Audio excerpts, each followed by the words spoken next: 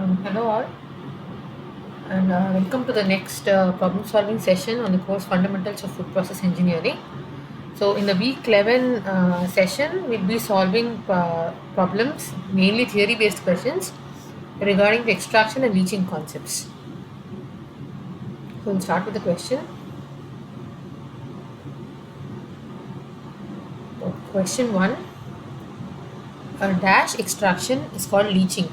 A liquid liquid, B solid liquid, C both A and B, and D none of the above.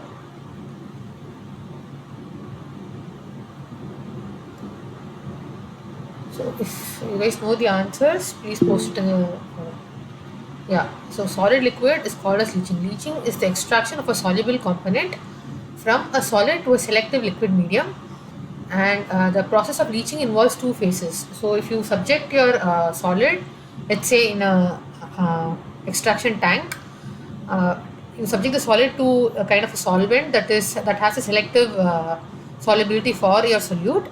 Then after the equilibrium is reached, you'll have something known as the overflow phase that contains the selective liquid solvent along with the soluble component, and then you have the underflow phase containing the solid and some residual amount of solvent. So the answer to this question is option B. Solid liquid is known as leaching.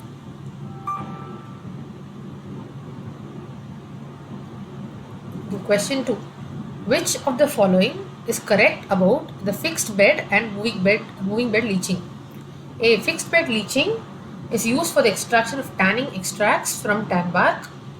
B. The moving bed leaching is used widely in extracting oil from vegetable seeds such as cotton seeds, peanuts, and soybeans.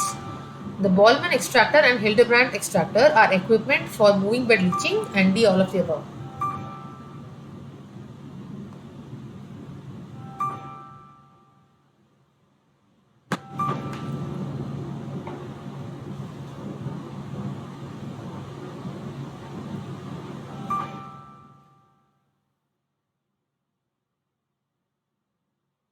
Any clue what the answer is?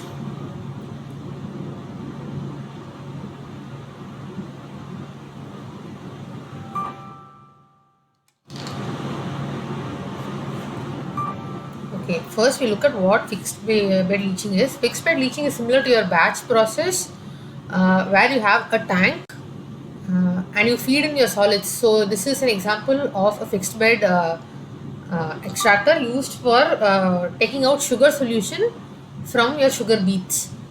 So you have a tank here where you can there's a movable cover. You can open the cover and put in your sugar beet solids, and then you pass in hot water, and the hot water trickles down from the top to the bottom, and while it does so, the sugar present in the sugar beet gets dissolved in the hot water and then is extracted out, and you can collect the solution at the bottom. So this is an example of a fixed bed leaching. So the fixed bed leaching is used in beet sugar industry and for the extraction of tanning extracts from tan bark and pharmaceuticals from bark and seeds. So you set in hot water, you leave it for a while, and then you start collecting sugar solution from the bottom. So this is an example of a fixed bed leaching. Whereas in case of a moving bed leaching, you often have screws or some kind of an agitators, and that is widely used for extracting oil from vegetable seeds such as cotton seeds, peanuts, and soybeans. So what happens is that when you have to take out oil from seeds, you need to make sure that the seeds are first dehulled, that is the coat of the seed is removed, and sometimes they are pre-cooked, they are dried, flaked, and then rolled. There is a size reduction and all happening before the leaching process. So because of all these techniques, your amount of oil that you are extracting will also increase because of the pre-treatment. That is dehulling, pre-cooking, and then forming dried, flaked, and rolled up seeds help in the extraction of oil.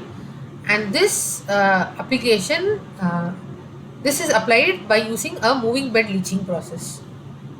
And some of the examples of a moving bed equipment are the Bollman extractor, the Rotocell extractor, the Hildebrandt extractor. So we will be discussing about the Bollman extractor in the coming slides, which seems to be a pretty recurring and important extractor in this particular session.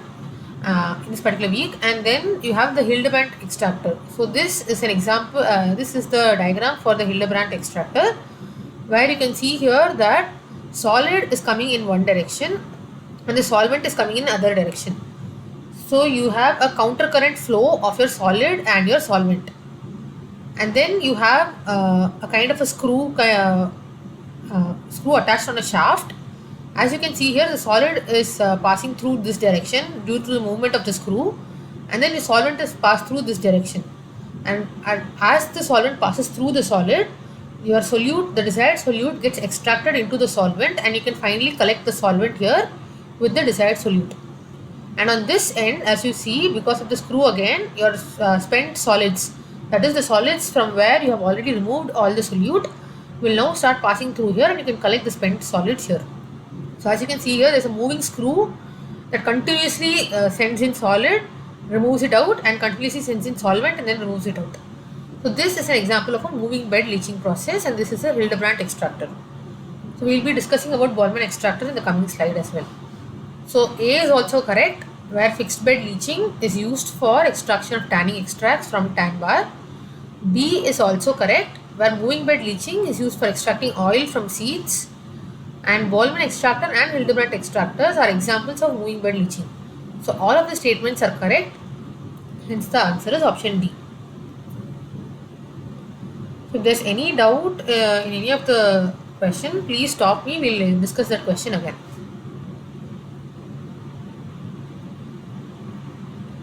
Question 3. Statement 1. The Boltzmann extractor is used for recovery of additional oil from the residues. And statement 2. The Boltzmann extractor consists of a vapor-tight chamber in which perforated baskets are attached parallel to a conveyor.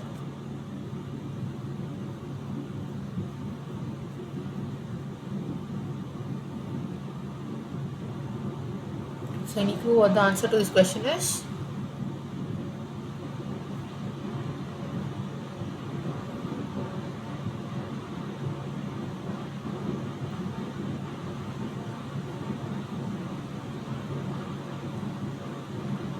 So we'll start with first understanding what a Boltzmann extractor looks like.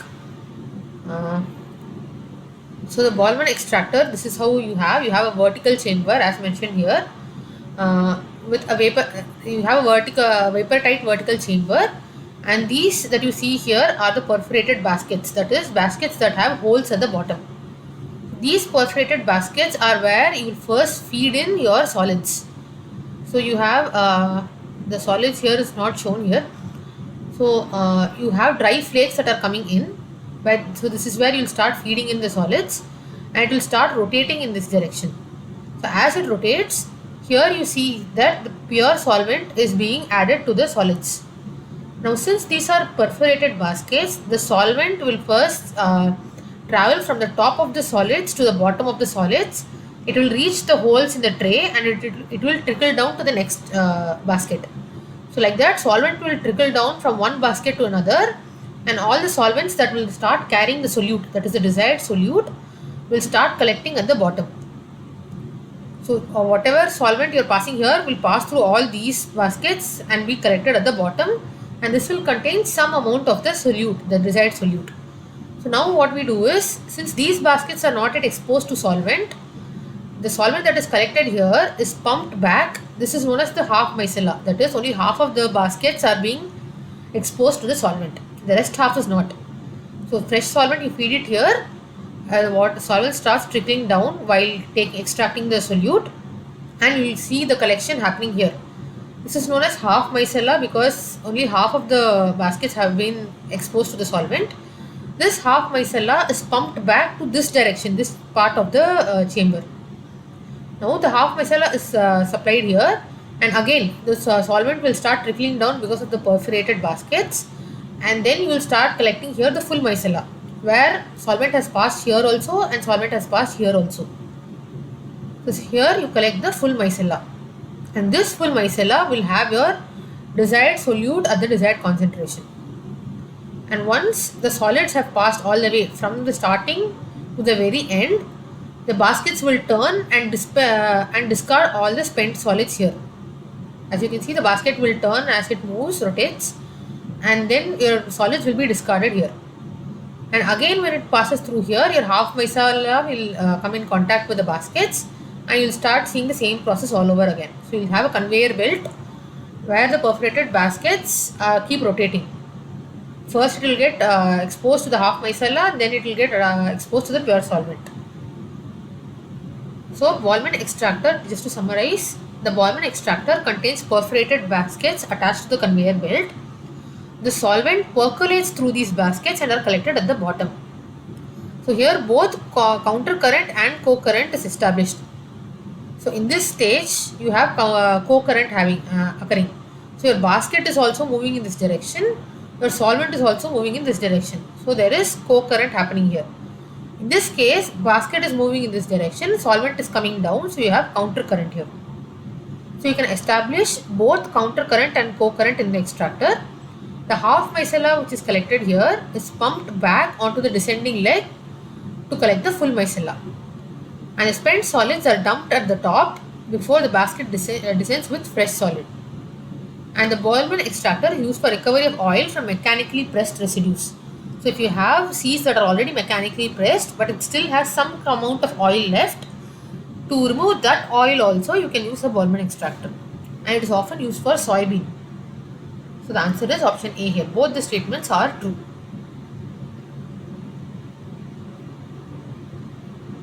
So I hope this is clear. If there is any doubt in the Ballman extractor working principle, kindly let me know, because this is an extractor that has been time and again discussed in the assignments.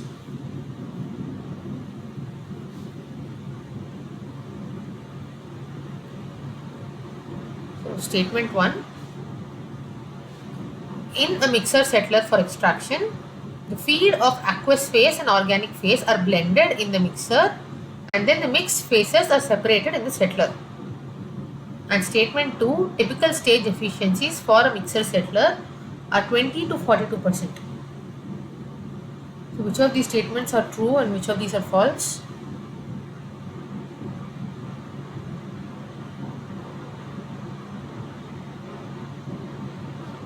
We'll start with statement 1. Is statement 1 true or false?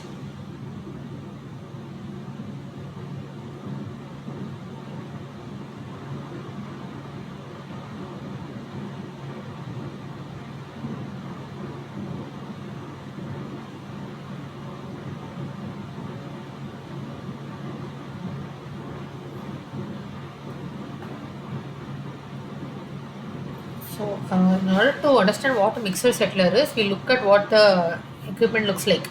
So, here initially you have a mixer where you send in the light phase as well as the heavy phase. So, in this mixer, you have the aqueous and the organic phase mixing with the due to the agitator present in the mixer. And after it has been thoroughly mixed, the emulsion, that is the mixture of the liquid, the organic phase and the aqueous phase, is then subject to the settling tank. So in the settling tank, because of density differences, you will have the heavy phase settling at the bottom and light phase settling at the top because of the density differences. At some point of time, you will have enough collection of the heavy phase such that you can take it out through these outlet, and you can take out the light phase through the upper outlet. So you can collect the heavy phase from the bottom and the light phase from the top.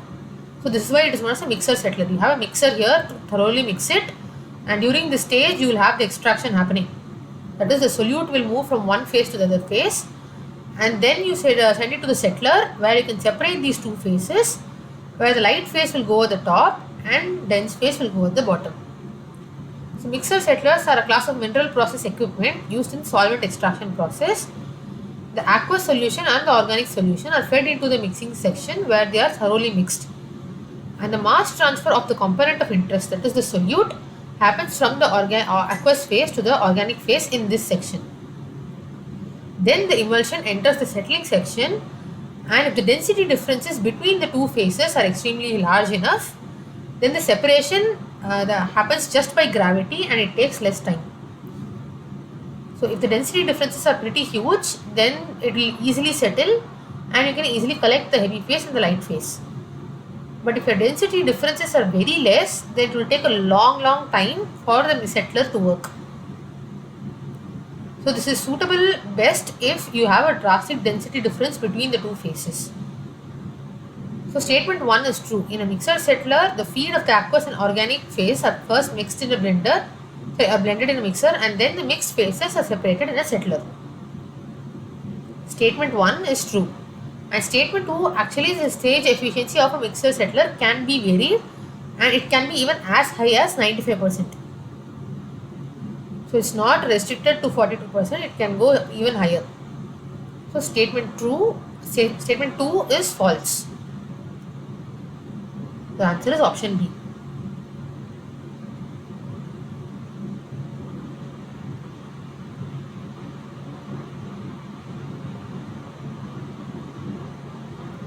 Okay.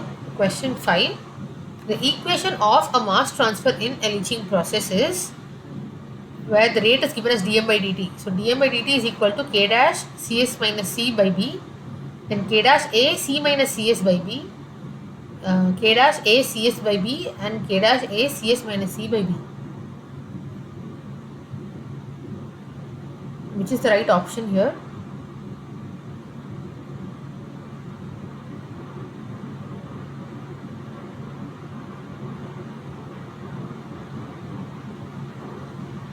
Yeah, the right option is option D. So the rate of mass transfer in a leaching process can be given as dm by dt is equal to k dash a cs minus c by b, where m is the mass of the solute that is being transferred in time t. So dm by dt will be the rate of the mass transfer of the solute, and then a is the area of the solid liquid interface. So you have solid particles that contain your solute, and you're subjecting it to solvent. So you will have a solvent which is the liquid, and hence you have a solid liquid interface. So A is the area of this interface. C is the concentration of the solute in the bulk solution, and Cs is the concentration of the saturated solution in contact with the particles. That is pretty much close to the surface. You will have a saturated solution of the solute. So the concentration of the solute at that region is given as Cs, and C is the concentration, the bulk of the solution, and small b is the effective thickness of the liquid film around the particle. So that corresponds to option D. You will have a lot of problems related to the mass transfer question as well. That is related to this particular equation. You will have few questions as well.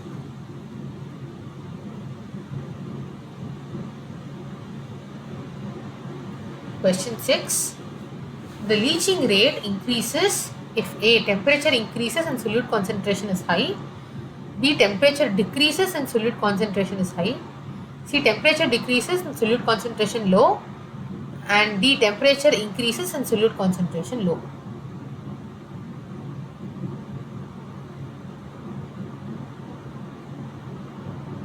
So how is the leaching process affected in terms of temperature and solute concentration? The answer is not option A. It's partially right. So leaching rate does increase if the temperature increases. So when the temperature increases, the diffusivity of the molecules also increase. You will have a better mass transfer rate. So in an extraction process, there are 3 different stages. First is that the dissolution of the solute particles into the solvent. So the moment you have a solid particles with pores in it, you subject it to the solvent will pass through the pores, and the solute that is there in the pores will dissolve into the solvent. So dissolution is the first step. Second step is that the solute now dissolved in the solvent has to pass from the pores to the surface of the particle. So the diffusion from the pores to the surface is the second step, and third is the mass transfer from the surface of the particle to the bulk of the solution. So the mass transfer, that is the last step, is highly determined by the temperature. If you increase the temperature, the diffusivity of the molecules will increase, the mass transfer rate will also increase, hence increasing the leaching rate. But you would think that the solute concentration is high, the rate will also increase, but that is not always the case. Majorly what happens is that under very high concentrations of the solute, the viscosity of the slurry increases. So if the viscosity of the slurry increases, then the movement of the particles will decrease, hence resulting in a lower leaching rate, and hence low concentration of the solute is preferred. So answer is actually option D.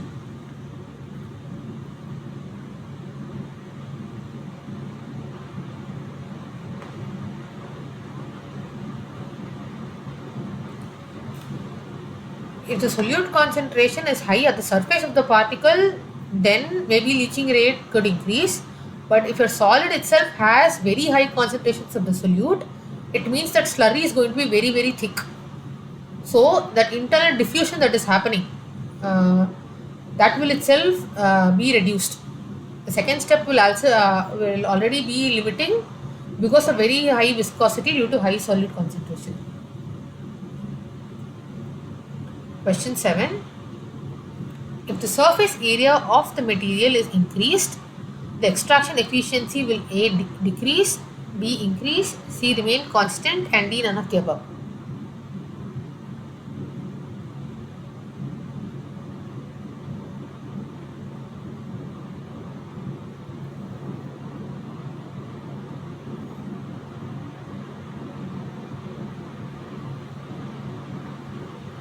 Yeah, the answer is option B. So when you increase the surface area of the material, that is basically you are increasing the A, that is the solid liquid interface. So if you are increasing the solid liquid interface, it means that more amount of solvent is now in contact with the slurry or the solid particle. So if more amount of solvent is in contact with the solid particle, then it will be much more efficient or for the leaching to happen. So the answer is yes, option B.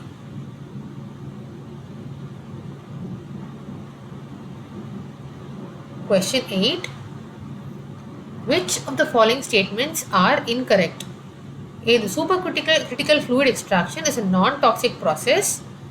The removal of solvent in SFE is easier than the conventional extraction procedures. C. The supercritical fluid involves very high operating temperatures. And D. Supercritical fluid extraction is difficult to operate under continuous conditions.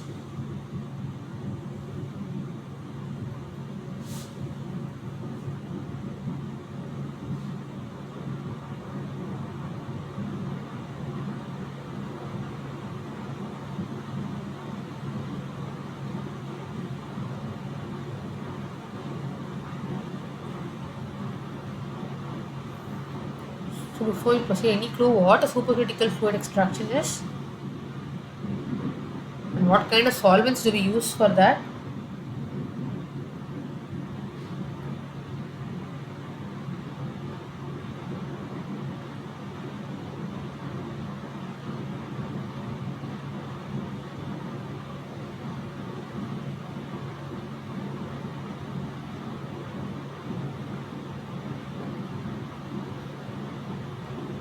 Okay, so in a supercritical fluid extraction, you use something known as supercritical fluid. That is, each fluid above a certain temperature and pressure, that is above its critical temperature and above its critical pressure, it turns into something known as a supercritical fluid. So the supercritical fluid properties are in between that of a liquid and a gas. So it has a density very close to that of a liquid, but its viscosity is very, very less, similar to that of a gas. So this, because of the properties of this supercritical fluid that is in between gas and liquid, its extraction efficiency is very, very high because it behaves both as a liquid and a gas. So one of the common examples of the solvent or the fluid that is used in this case of SFE is carbon dioxide. Now carbon dioxide has a very low critical temperature, but it has a very high critical pressure. So what is done is, in this extraction method, you compress the carbon dioxide such that the pressure exceeds the critical pressure, and then you heat the carbon dioxide so that it is above its critical temperature.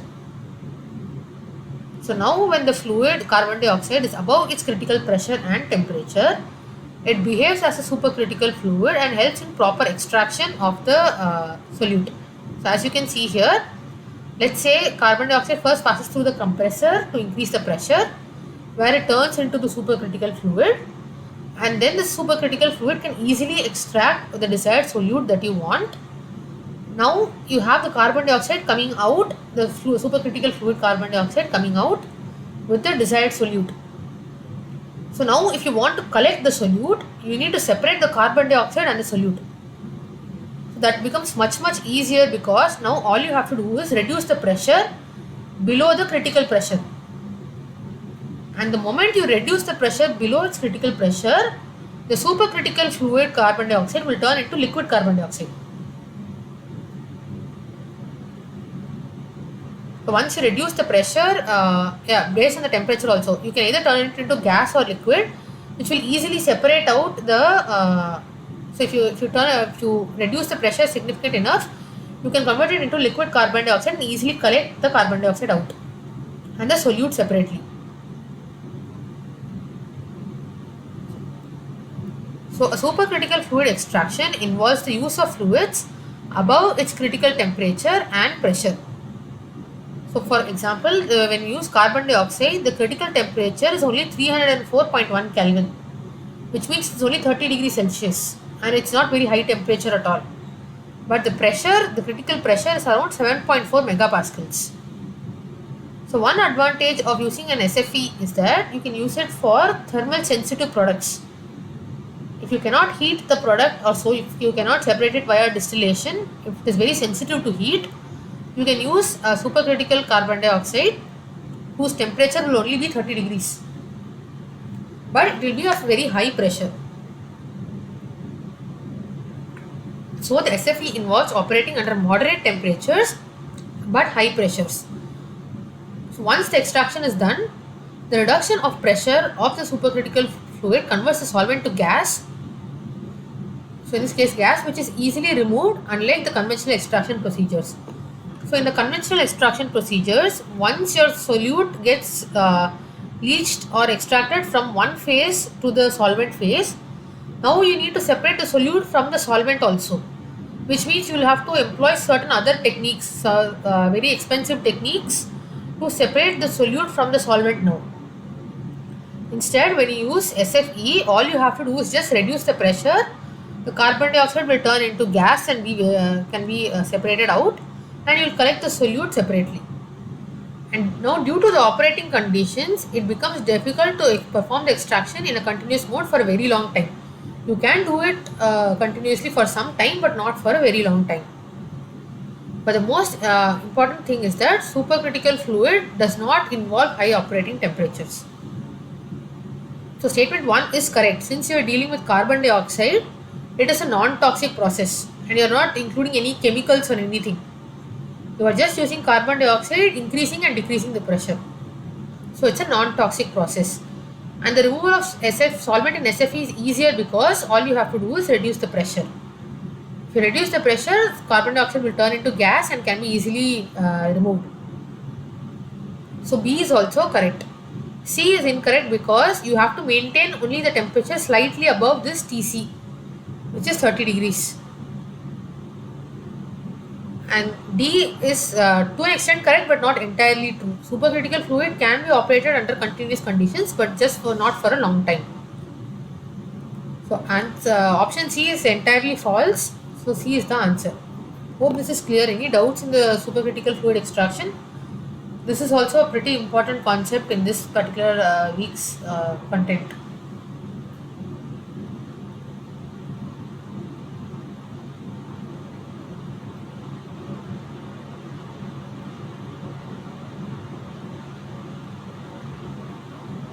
If there are no doubts, then we can proceed to the next question.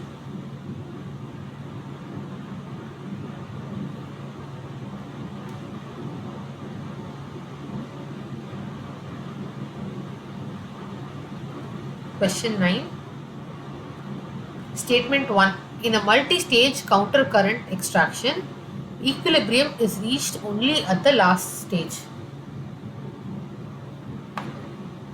And statement 2. In an extraction equipment, heavier liquid is preferentially fed at the bottom. So which of these statements are true and which of these are false?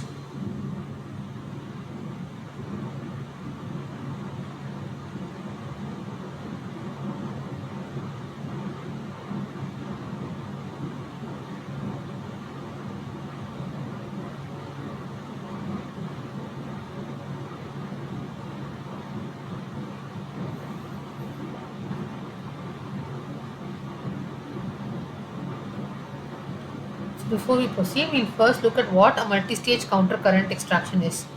So in a multi-stage counter-current extraction, you have multiple stages here. Let's say you have multiple tanks here, n number of tanks. You send in the feed, that is your solids or one of the liquid that first initially contains your desired solute in one direction, and you send in the fresh solvent in the other direction, which is why it is counter-current. It's in opposite directions. So when you send in the feed and the solvent in opposite directions, it passes from one stage to the other. So first it passes to the first stage, the feed, then it's move on to the next, move on to the next, and so on. So in each of the stages, the equilibrium is reached. And when you mean equilibrium, the concentration of the solute present in the solvent, that is X1, should be equal to the concentration of any minimal solute present in the solid. Sorry, here, the concentration of the solute present in the solvent, which is here Y1, which is Y1, should be equal to the concentration of the solute present in the feed, that is any remaining concentration present in the feed. So in ideal conditions, when equilibrium is reached, Y1 will be equal to X1. And at each stage, we ensure that the equilibrium is reached. So statement 1 is false.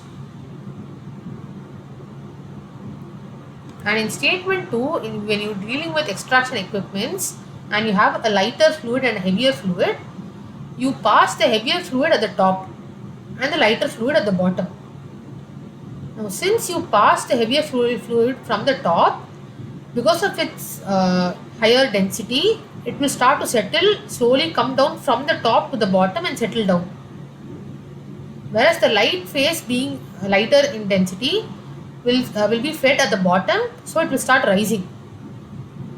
As you can see, as you understand, the heavier liquid will fall from top to bottom, light liquid will go from bottom to top, so there will be a counter flow established.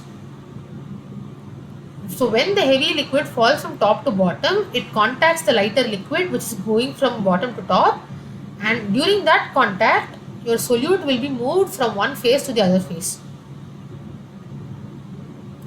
And plus, so one of the reason is that if you pass heavy liquid at the bottom itself, and if you pass lighter liquid at the top, then the contact will not be that good.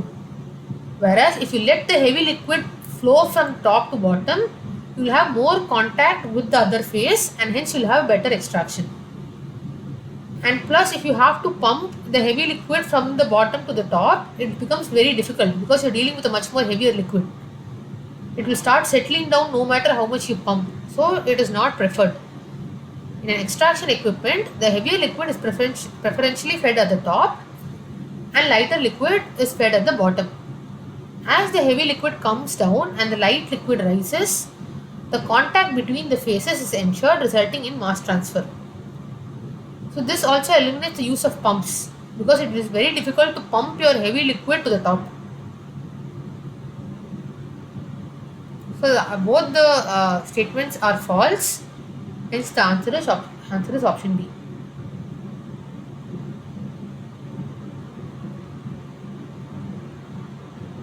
I hope this is clear.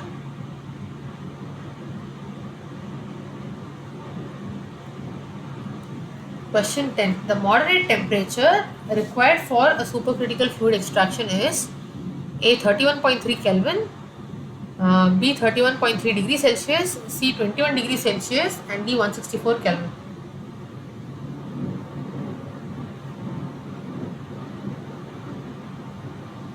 So we just discussed what is supercritical fluid extraction. So what could be the answer to this question?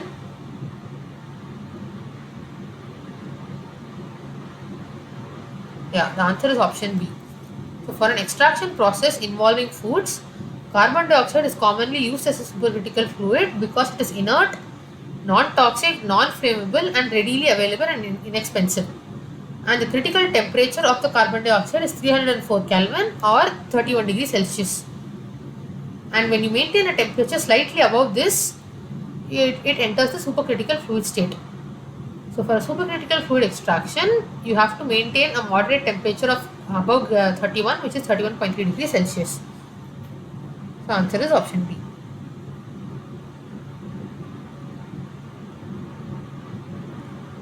Question 11. In a packed liquid extraction towers, flooding occurs when dash, dispersed or continuous flow rates. A. Decreasing, B. Increasing, C. Both A and B, and D. None of the above.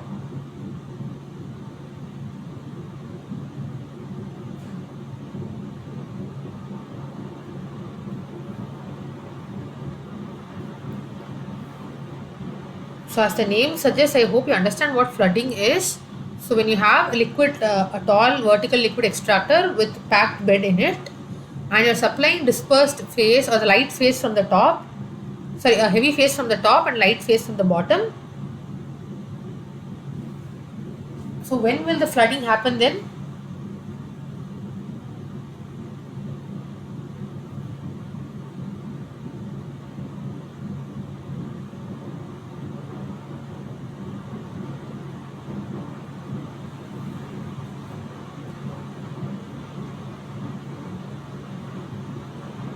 So let's say you're sending one phase from the top, let it be light or heavy, or there's not much significant difference between the densities.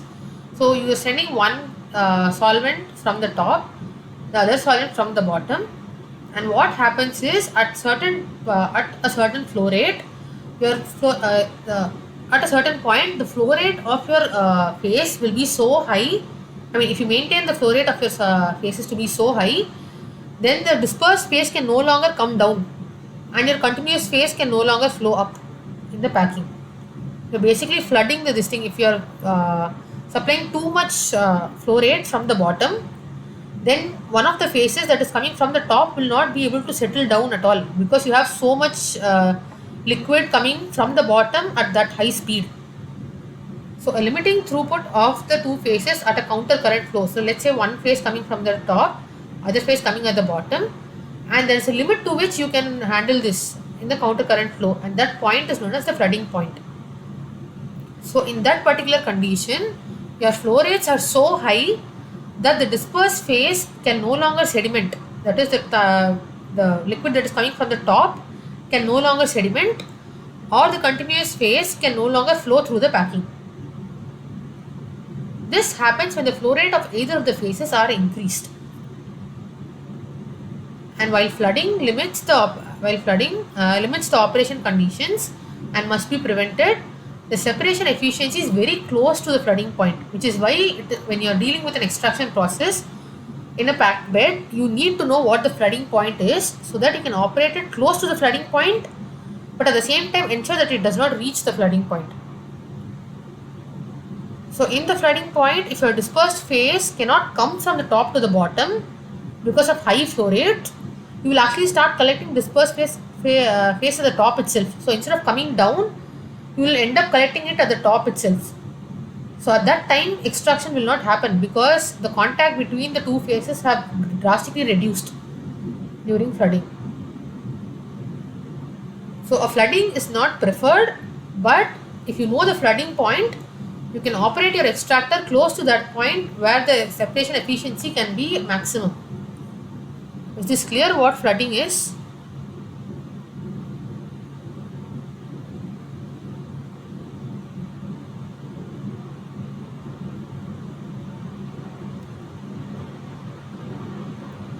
So yeah, the answer here is option B. When you increase the flow rate, the phases can no longer flow properly. It will not come in contact with each other and the efficiency will drastically be reduced. Okay, question 12. Extraction is more expensive than vacuum distillation. And statement 2. Extraction is used for the separation of close melting or close boiling liquids.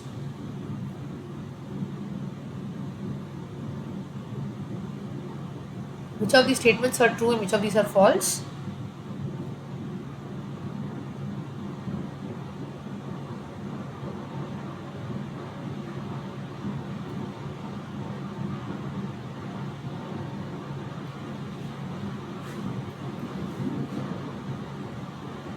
We'll start with statement 1. Is extraction more expensive than vacuum distillation? Mm, yeah, the answer is option C here. So when we use vacuum distillation, when we want to maintain the temperature as low as possible. So under vacuum distillation, you can make sure that the boiling point of your solvent or boiling point of your material is reduced, and that is important when you are dealing with heat sensitive materials. So you cannot heat the sensitive materials at atmospheric pressure, because if you heat it to the boiling point, it will start degrading or it will get affected. So you maintain vacuum so that the boiling point is reduced, and then you do the distillation process. But in order to maintain vacuum, you need large amount of the equipment is itself expensive, and it's very expensive to keep maintaining the vacuum throughout your procedure. So a vacuum distillation is actually more expensive than extraction, where in extraction you do not have to heat the solution at all. You can maintain it at a certain temperature, and then you can enable the extraction process. It is more based on solubility differences, and you need not increase the temperature. And yes, extraction is used for the separation of close melting or close boiling liquids. So when you have A and B substances that have very close boiling temperatures, you cannot use distillation, because you will often have cross contamination happening. So even if you collect the distillate in one end, it could have a mixture of both the liquids, because you're dealing with liquids with close boiling temperatures. So when you're dealing with such kind of a mixture, extraction is preferred, because then you can exploit the solubility differences and remove one liquid from the other.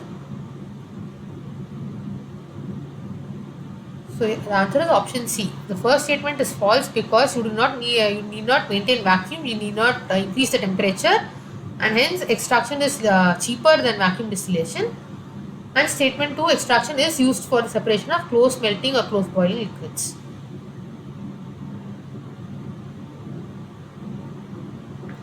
Question 13. Match the following. You have in the first column you have different kinds of extractors or different kind of extraction mechanisms, and in the second column you have either the description of the mechanism, description of the equipment, or its application. So we'll start with the Bonotto extractor. That is what we discussed in one of the previous slides, where we were dealing with a vertical chamber with perforated trays. So what is a Bonotto extractor used for, or used as?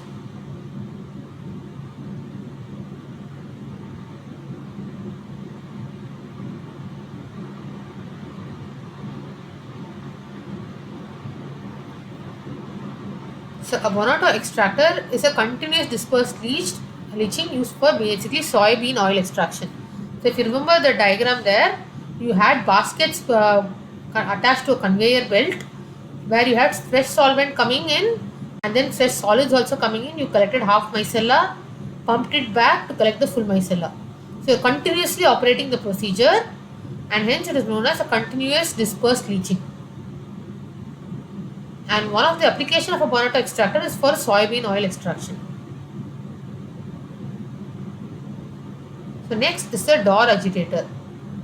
So in a Dore agitator, you have a solid loaded onto the tank, which has a filter or perforation kind of a thing at the base, and you add solvent at the top, and solvent is added, and the mixture is completely agitated with the help of impellers, or you can also induce mixing with the help of injection of gas. So solvent is added and mixed, and at the duration of leaching, agitation is stopped, and then after the duration, that is once after a certain time, you are sure that your solute would have come from the solid onto the solvent, then you stop the agitation. Then because the agitation is stopped, your solids will settle down, and a clear liquid will be present. The solvent will be present at the top, and this solvent that has the solute will be present at the top and can be just taken away, and solids can be discharged from the bottom. So that is how a Dore agitator is used. So the Dore agitator mechanism is a gravity sedimentation tank. First you mix it for the leaching to happen, Then you leave it like that without the mixing process, and due to gravity, your solids will sediment down, your liquid will remain at the top, and you can separate it out. So Dor agitator is an example of gravity sedimentation tank. And supercritical extraction, where you have carbon dioxide as a supercritical fluid, is used for the extraction of caffeine from coffee. So even trace amount, because of its very high solubility, because of the properties of the fluid that is between this liquid and the gas, you can very efficiently remove trace amount of caffeines from the coffee as well. And it is very easy to separate the caffeine now, because you can just reduce the pressure and collect the carbon dioxide as gas. So SEF, supercritical extraction, is used for extracting caffeine from coffee. Then you have a Kennedy extractor, which is also a continuous extractor but is used for oil seed extraction. So A corresponds to 4, which is a continuous method, continuous dispersed leaching method. And then B Dor agitator is an example of a gravity sedimentation tank. Supercritical extraction is used for caffeine extraction from coffee, and Kennedy extractor is used for oil seed extraction. So A to 4, B to 3, C to 2, and D to 1. The answer is option D here.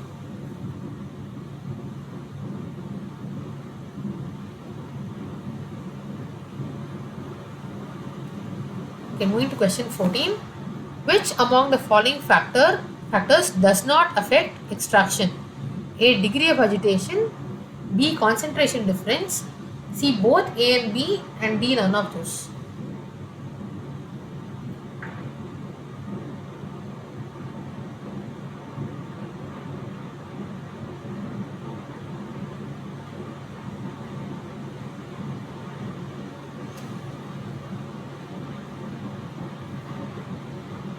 So what could be the answer to this question?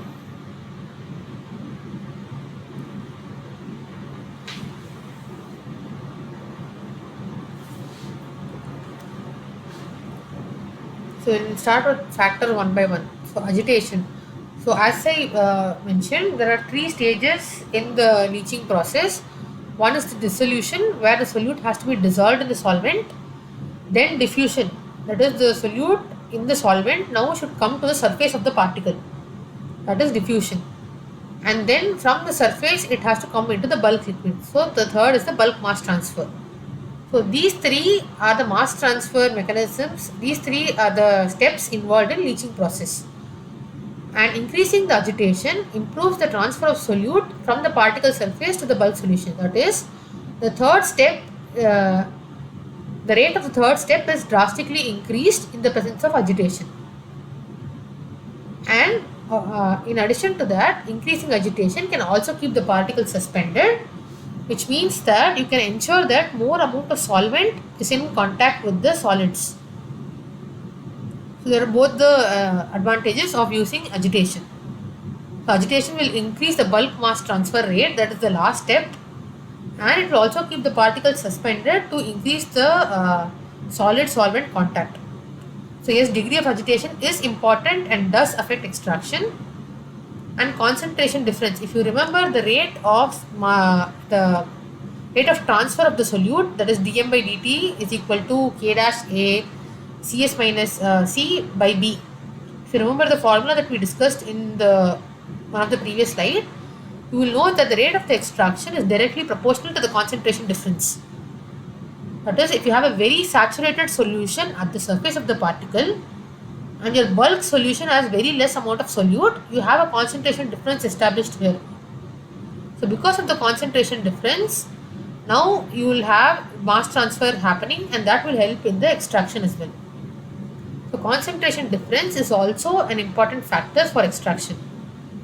So since both of these factors do affect extraction, the answer to this question is none of these.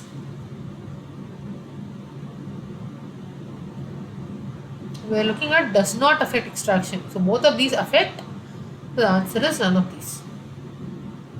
So time and again throughout the multiple assignments, The factors that determine the leaching process is one of the important concept in this week's syllabus.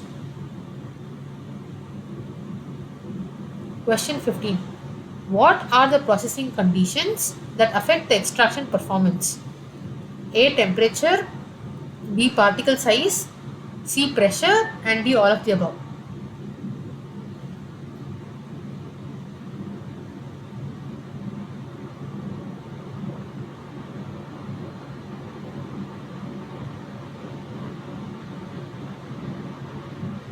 The temperature does affect, but you have other components as well.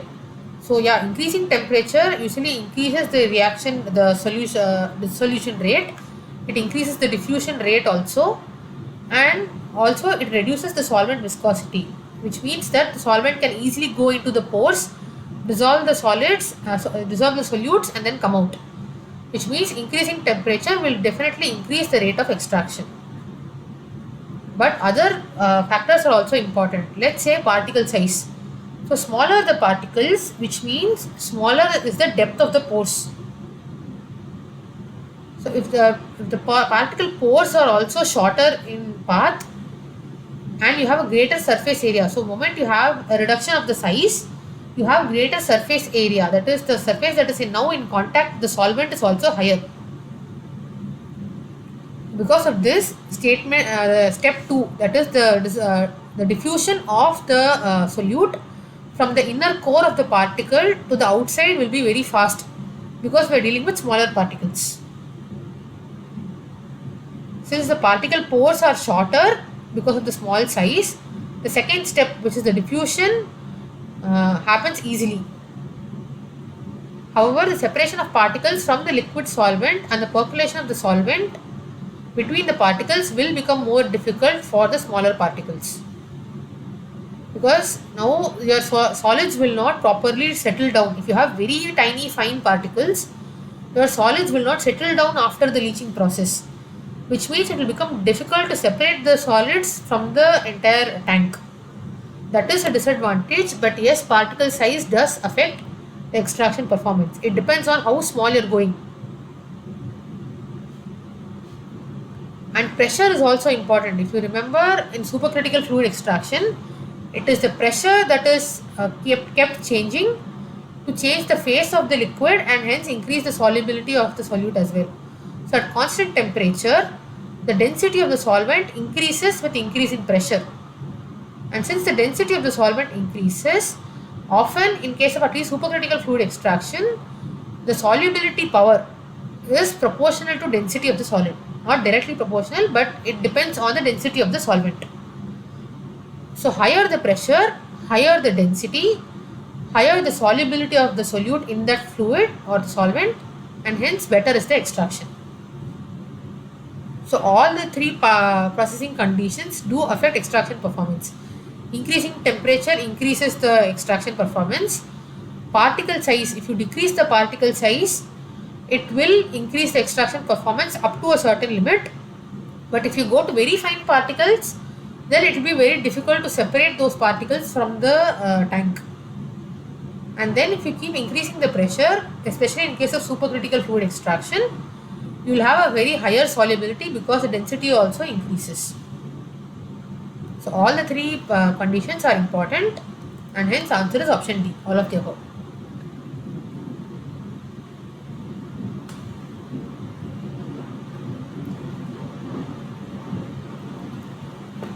Okay, this is one of the numerical problems. We'll have very less numericals relatively when compared to the theory based questions. So the natural food color from carrot is to be extracted with water. The saturated concentration of the color in the water is found to be 2.1 kg per meter cube. In an extractor having 12 meter cube volume capacities, color from beetroot is to be extracted to an extent of 1500 ppm. How much time will it take for the extraction? Assume K dash A by B is equal to 0.12 meter cube per second.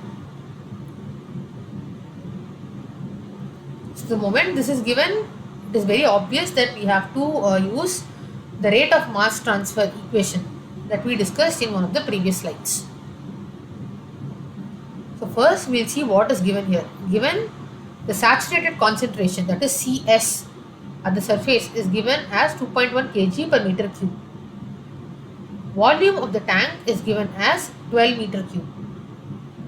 Mass of the solid to be extracted is given as 1500 parts per million. And K dash A by B is given as 0.12 meter cube per second. So we have CS, we have B, we have K dash A by B. We do not have what is C. This is only the mass, it is not the concentration. So we need to first find out what is the concentration in the bulk solution. Then only we can proceed with calculating from the equation.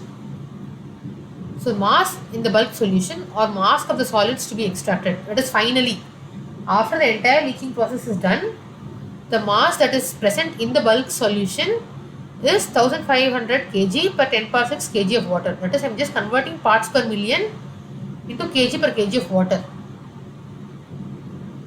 I am saying water here because we are extracting the food color with the help of water. So after the entire leaching process is over and you collect the water, so you happen to have 1500 kgs per 10 power 6 kgs of the food color per 10 power 6 kg of water. So now with this kg by kg we need to convert it into kg per meter cube. So in order to do that, that is in order to find the concentration, you multiply this 1500 kg of food color per 10 power 6 kg of water into density of water. So if you multiply with density of water, kg of water will get cancelled and you will have 1500 kg per meter cube, kg food color per meter cube. So we want the concentration in kg per meter cube. So I am multiplying it into density so that the kg gets cancelled, and then you have 1.5 kg per meter cube. That is 1500 divided by 1000, which is equal to 1.5 kg per meter cube. So this is the concentration that is present in the bulk solution after the entire leaching is done. So if you remember the rate of mass transfer in a leaching process, that is given as dm by dt is equal to K dash A by B into Cs minus C. So upon integrating this equation, so here where m is equal to mass of the solute transferred in time t, A is the area of the interface between the solid and the liquid, C is the concentration of the solute in the bulk solution, Cs is the concentration of the saturated solution, and B is the effective thickness of the liquid film around the particle. So upon integrating that equation, we get natural logarithm ln of Cs by Cs minus C is equal to K dash A by BB into T. The derivation for this is given in the video lectures, kindly go through that. But I am just mentioning here that if you integrate the previous equation, you get this. Again, Cs is the concentration of the saturated solution, C is the concentration in the bulk solution, K dash is the rate constant, A is the area, B is the thickness of the film, V is the volume of the tank, and T is the time. So in the question, Cs is already given, C we just calculated now, K dash A by B is given in the question as 0.12, volume of the tank is given as 12 meter cube, we need to calculate what is time. So it's a straightforward question from now on. So ln of 2.1 kg per meter cube divided by 2.1 minus 1.5, which we calculated in the previous slide, is equal to 0.12, which is K dash A by B, divided by V, which is 12 meter cube, into T.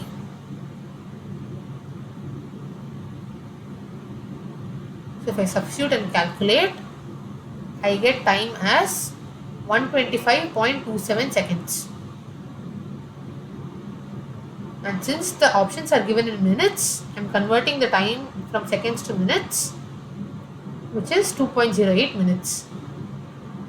So answer is option C. Hope this is clear how to use the mass transfer rate equation. And the derivation for this is given in the video lectures.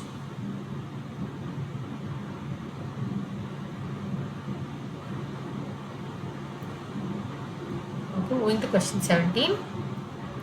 The stage efficiency in an all-stage contact process is expressed as A. Murphy efficiency, B. Thermal efficiency, C. Point efficiency, and D. None of the above.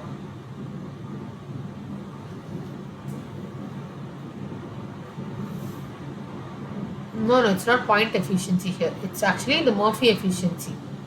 So stage efficiency or Murphy efficiency, I think it's discussed in the first or the second video lecture. So stage efficiency or Murphy efficiency is a measure of the deviation of the real extraction from the theoretical condition. So theoretically you can calculate how well it will be extracted, what is the percentage of extraction and all. But in a real case scenario, that will not be the condition. You will have a lot of rate limiting processes, you will have other problems as well. So in a real condition, your efficiency will not be as good as in a theoretical condition. So the Murphy efficiency is a measure of this deviation of the real extraction from the theoretical condition. And that is also known as stage efficiency. So Murphy efficiency can be given as eta m, which is the Murphy efficiency, is equal to x naught minus x by x naught minus x star, where x naught is the concentration of the entering extract. So in a particular stage, so if you remember the multiple stage extraction process, you have multiple boxes or tanks there where you will have extract coming inside, and then after the leaching process something is leaving out also. So x naught is the concentration of the entering extract and x is the concentration of the leaving extract, and x star is the extract concentration that would be reached at equilibrium. So if you have a very ideal condition, x will approach x star and then it will be equal, Murphy efficiency will be equal to 1. But since we do not have an ideal condition where the equilibrium is reached, your Murphy efficiency will tell you how much your real extraction process is deviating from the theoretical condition. The answer is option A.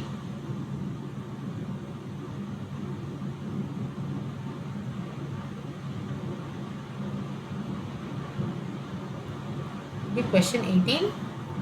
Which of the following processes can involve leaching? A. Cooling, B. Drying, C. Crushing, D. None of the above.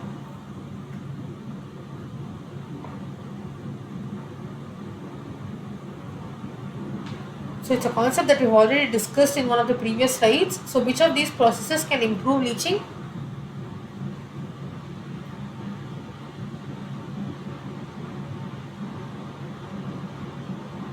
No, cooling cannot improve leaching. You need to increase the temperature for the transfer rates to increase. If you cool down the process, then your mass transfer rate will also reduce. So then you won't have enough proper leaching. So instead, we do something called as crushing. So if you crush the particles, you will have a size reduction happening. And as I said, a reduced size is important so that you have increased surface area. This increased surface area will help it to be in contact with the solvent more. In addition to that, if you have a smaller particle size, your pores will also be smaller, which means the diffusion from the center to the surface will be much more quicker and easier.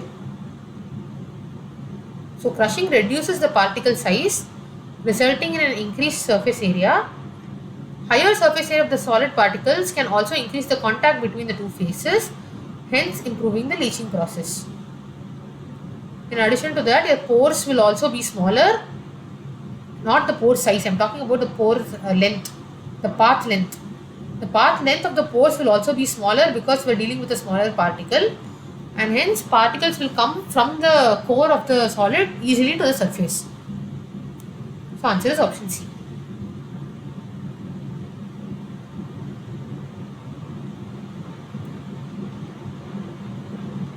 Question 19. So this is another numerical question.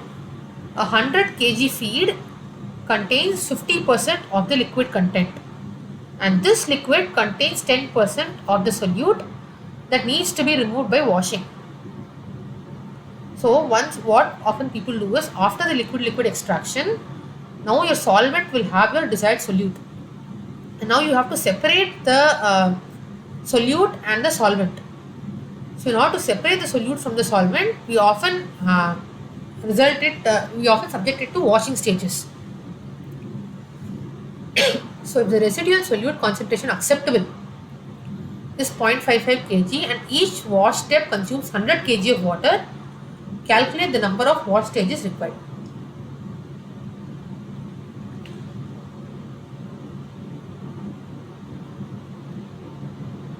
So by subjecting the solution to water, you will be taking out all the solute in the water now, and you will have very less residual solute remaining in the solvent that was initially used for leaching process.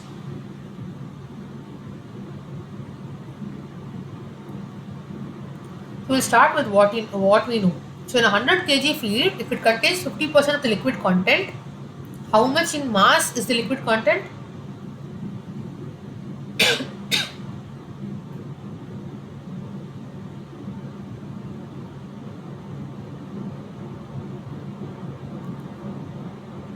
So if in 100 kg, 50% is liquid content, then 0.5 into 100 kgs, that is 50 kg will be liquid content. And in this liquid content, 10% is the solute, which means that the amount of solute in the liquid content is 10% of 50 kg, which means 0.1 into 50 kgs, which is equal to 5 kgs. So this is the amount in 100 kg feed. You have 50 kg of the liquid content, and in that 50 kg of liquid content, 5 kg is the solute. So you have 5 kgs of solute. You need to bring it down all the way to 0.55, and to bring it down all the way from 5 kg to 0.55 kg, you keep supplying water. So at each stage, you will supply 100 kgs of water, and you will try to remove the solute from the liquid to the water. But how many times will you supply this water? How many stages will you supply is the question. So when we are dealing with such kind of wash stages, so the residual concentration, let's say given it as xn, it's after n number of washing, the remaining solute that is present is 0.55 kgs. So we need to find out what is this n, how many times you are washing this. So when you have these wash stages coming in, this is the formula that you use, xn, which is the concentration of the solute after n number of washing, is equal to x, which is the solute initially present,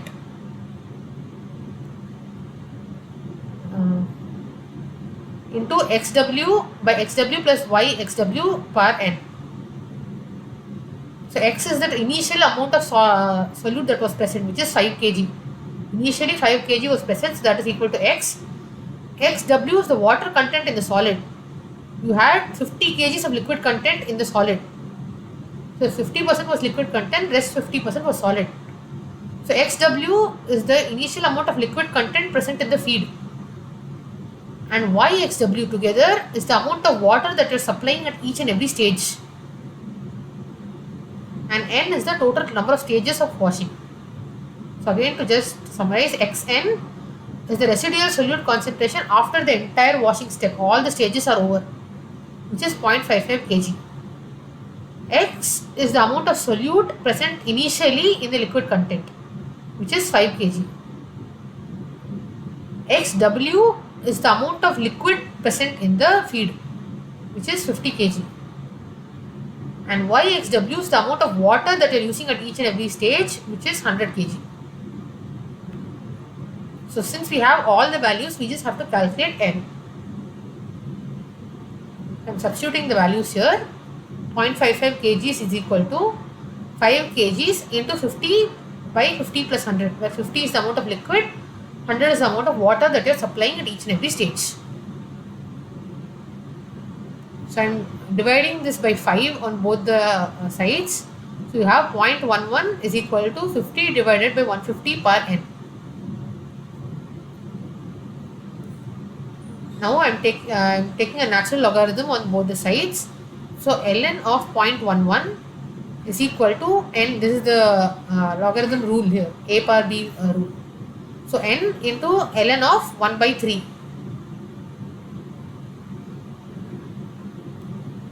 So ln of 0.11 by ln of 1 by 3 will give you n value, and hence n value is equal to 2.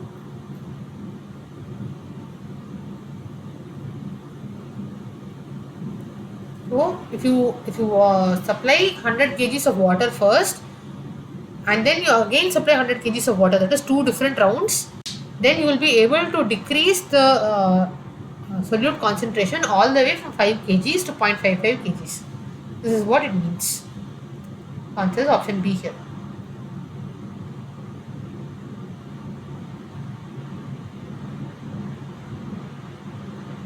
Okay, moving to the last question. Which of the following extraction requires the use of solvent close to its boiling temperature? A. Supercritical fluid extraction. B. PEG based separation. C. Decoction, and D. Pascalization.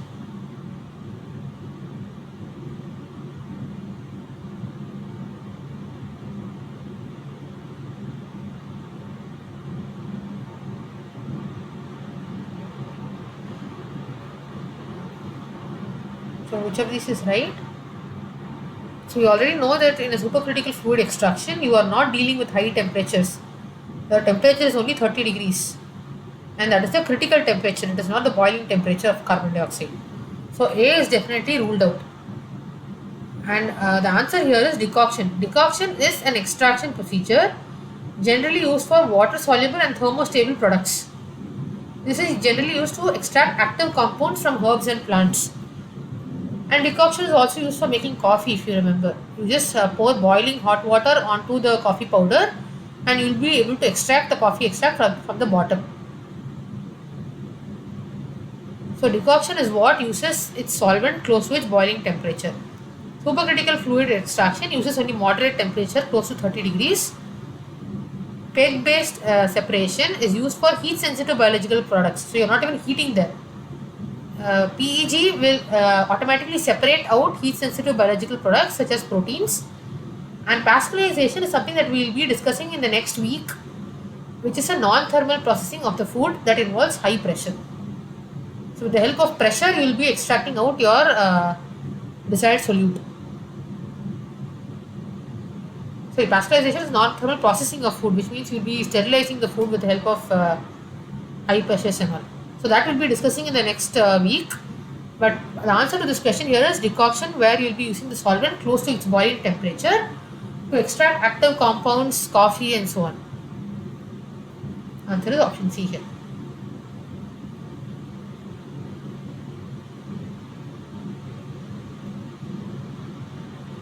So with this, we wind up today's class. So if there's any doubt, kindly let me know. Otherwise, we'll finish the class with this. Thank you.